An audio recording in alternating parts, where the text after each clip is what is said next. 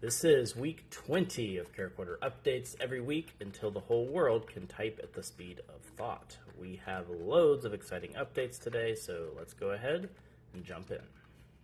Last week's video was called Masterforge First Look, but I feel like looking back, I kind of cheated you guys because this is only one half of the Masterforge. So I'm going to make sure that we show you the full one today. But making a full Master's Forge is just a little bit more complicated than making the same mirrored half again. We also have to consider the electrical as well as the mechanical connection between those two halves.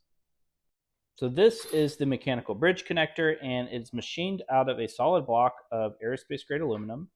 The dovetail channels are cut out into it so that it can slide very smoothly over the undercut of the slotted rail, and it will freely slide back and forth until a set screw is placed in the front of the bolt-on, and that's going to result in an extremely robust connection between these two parts. So in the consumer electronics industry, a lot of products would solve this type of connection with maybe a plastic hook, some sort of snap or clip press fit, maybe some sort of magnetic mechanism. And I think a lot of people are not going to be fully prepared for how strong this is compared to what they're used to seeing in this product category. Like after you use a keyboard in the Forge keyboard ecosystem, your existing keyboard might feel like a toy. And if that's not enough, just like every other bolt-on in the ecosystem, we've upgraded from the M2 to the M3 bolt size. One might ask, does 1 millimeter really make that much of a difference? And at this scale, that's 50% of the bolt diameter. Yes, it makes a very big difference. Not only that, but these are socket screws, specially designed for high torque applications. So for those combined reasons, I am no longer concerned at all of somebody accidentally stripping the screw who's maybe not as experienced with hardware. And then of course we have our custom electrical connector, which nests inside of the mechanical connector and ties both the left and the right half together. So it's really rare that you have an opportunity where it's appropriate for an externally facing PCB to exist in a product, but this is a rare place where it just works. And I think just seeing the traces at certain angles bouncing off of the connector on the outside is a really cool detail.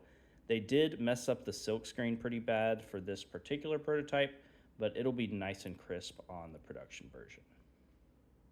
And most importantly, of course, it is highly functional. We are transferring data as well as power from the left to the right half, so you don't have to have a big floppy cable sitting in the middle of your desk like a lot of split keyboards require.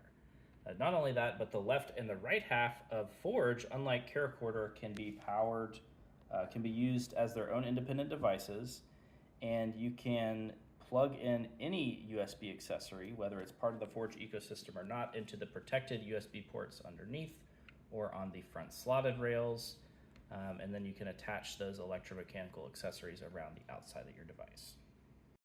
So we'll probably do like a marketing style photo shoot or videography shoot this next week, but what's really exciting is that we're kind of fully transitioning now from this development phase into hardcore manufacturing production phase. And the product that I just showed you was made, with the exception of the PCB, 100% in this facility.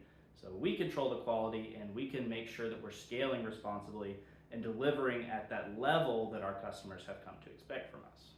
Of course, we're continuing to crank out these bolt-ons here. I don't know if I have time in this video to show how these fit on the actual device, but we'll definitely do that soon. It's still not too late to back the Masterforge at forgekeyboard.com. We already have 128 backers and have raised almost $40,000. We're almost 90% of the way to hitting our next goal. Thank you so much to everybody who's already backed the project. So the plan is, after we get our new photos and our videos, we can update all of those assets on the website and we can launch our Kickstarter campaign. At that point, the deal that is currently on the website will go down, and I've mentioned this multiple times now because I know the moment that it goes down, people are going to start emailing me and I'll just have to politely direct you to the Kickstarter, which is also going to be a great deal, but it just won't be as good as the deal that's up there now. I also want to give a special thanks to everybody who joined the AMA Ask Me Anything session on our Discord earlier this week.